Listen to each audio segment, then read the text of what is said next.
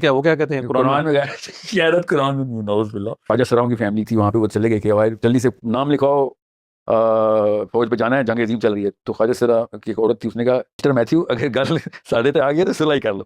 اسی لیے میں آپ سے صاحب آپ کہتا سے کہہ رہا ہوں کہ اگر گل یہاں تک آ گئی ہے کہ قرآن میں غیرت نہیں تو ٹینشن کی کوئی بات ہی نہیں ہے, آپ جو مرضی کریں.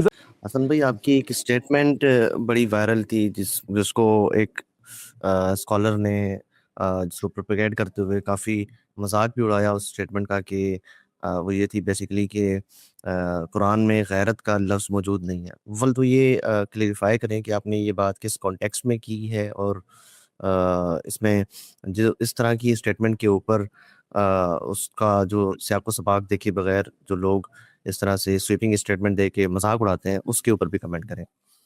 دیکھیے مذاق اڑانے والوں پہ تو کمنٹ کی ضرورت نہیں ہے. سلامتی ہے ان آنکھوں پہ جو ہدایت پہ نظریں جمائے بیٹھی ہیں, ان کانوں پہ جو ذکر خیر کے منتظر رہتے ہیں, اور ان قدموں پہ جو ہدایت کی راہ پہ گامزن ہیں. اس لیے کہ اللہ تعالیٰ نے اس طرح کے لوگوں سے اعراض کر کے سلام کرنے کی ہدایت کی ہے. جہاں تک بات کا تعلق ہے تو ہر بات ایک کانٹیکسٹ کے اندر ہوتی ہے, اور اس کو اس کانٹیکسٹ میں رکھ کے سمجھیں تو سمجھ میں آتی ہے, ورنہ تو قرآن مجید کی آیات کو خود آپ آؤٹ آف کانٹیکسٹ پیش کریں تو اس کے ساتھ جو کچھ ظلم اس امت نے کیا ہے اس کے مظاہر آپ روز دیکھ سکتے ہیں. خود قرآن مجید کی چیزوں کو آپ آؤٹ آف کانٹیکسٹ نکالیں تو لوگ اپنے انحرافات میں مبنی عقائد کا بھی ثبوت قرآن سے لے آتے ہیں. تو میں نے یہ بات بار بار کی ہے, اور میں اس کو مختصر دہرا بھی دیتا ہوں کہ ہمارے دین میں اقدام کرنے کے لیے, جہاد کرنے کے لیے کچھ حدود و شرائط ہیں.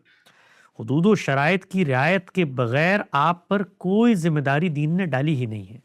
وہ حدود و شرائط اصل میں اس لیے رکھے گئے ہیں کہ دین نے ایک اصول کو اپنایا ہے کہ لا یکلف اللہ نفسا الا وسعہا. ہر انسان پر اس کی حد وسع کے مطابق شریعت کے ہدایات لاگو ہوتی ہیں, انسانوں پر بھی, نظم اجتماعی پر بھی, معاشرے پر بھی, ریاست پر بھی.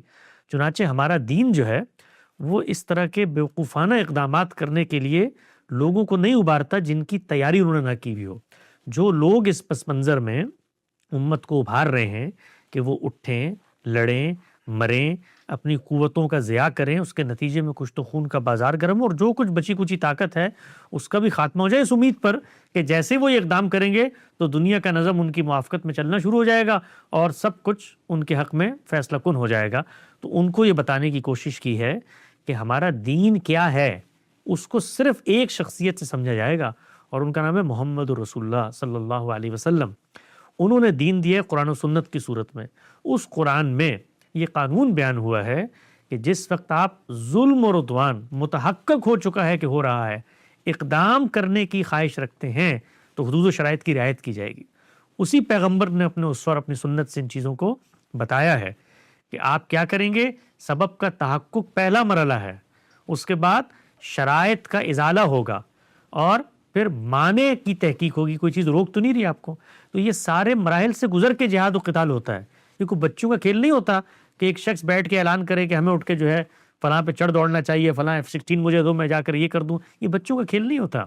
اسی لیے اس طرح کے لوگوں کو جو امت کو مروانے پر آمادہ ہوں کوشش کی جاتی ہے, اور ہماری سوسائٹی میں اللہ کا بڑا فضل اور شکر ہے, یہ بڑی شعوری کوشش کی گئی ہے کہ کسی بھی درجے میں اس جگہ تک نہ پہنچنے دیا جائے جہاں پر وہ اس طرح کے احمقانہ فیصلے کریں. اس طرح کے فیصلے پوری قوم اور پوری ملت اور تہذیب کے خاتمے کا سبب بن جاتے ہیں. تو دین نے حدود و شرائط بیان کی ہیں. وہ حدود و شرائط بالکل واضح ہیں کہ اگر آپ طاقت نہیں رکھتے, صلاحیت نہیں رکھتے, قدرت نہیں رکھتے تو پھر آپ اقدام نہیں کر سکتے. اور اگر آپ اقدام کرنا چاہتے ہیں تو آپ کو سب سے پہلے کانسیکوینسز کا جائزہ لینا پڑے گا. اگر آپ مسلمانوں کی ریاست کے اندر رہتے ہوئے اقدام کرنا چاہتے ہیں اس کے الگ حدود و شرائط ہیں. آپ کو وہاں سے نکلنا ہے, آپ کو ایک نظم قائم کرنا ہے, اس کا ایک امیر ہوگا, وہ اطاعت کرے گا, طاقت دیکھی جائے گی اور پھر اقدام کیا جائے گا. جہاد کے اندر بھی یہی ہے. یہ سب چیزیں قرآن مجید نے اس طرح سے بیان کی ہیں کہ کوئی شخص ان کا انکار نہیں کر سکتا. اور بیان کس کانٹیکسٹ میں کی ہیں, یعنی اس پیغمبر کے کانٹیکسٹ میں جہاں پر پیغمبر کے ساتھ نصرت الہی کا وعدہ خود خدا نے کیا ہے کہ تم قدم بڑھاؤ گے ہمارے فرشتے اتریں گے.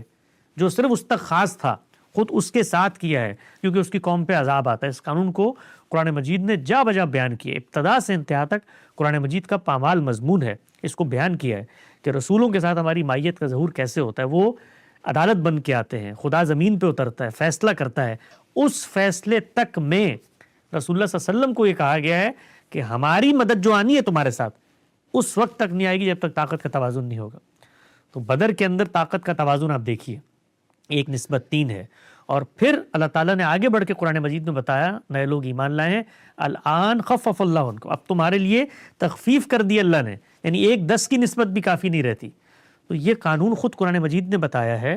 اس قانون کا حوالہ دے کر ہم نے یہ بتانے کی کوشش کی کہ یہ لوگ جو کہتے ہیں کہ غیرت ہے مسلمانوں میں, وہ اٹھتے کیوں نہیں ہیں, اور حیا نہیں ہے مسلمانوں میں, تو قرآن مجید میں ذرا مجھے دکھا دیں یہ غیرت کا لفظ کہیں پہ لکھا ہوا ہو, عربی میں اس کا ترجمہ کر کے کچھ اور مترادف لا کر دکھا دیں.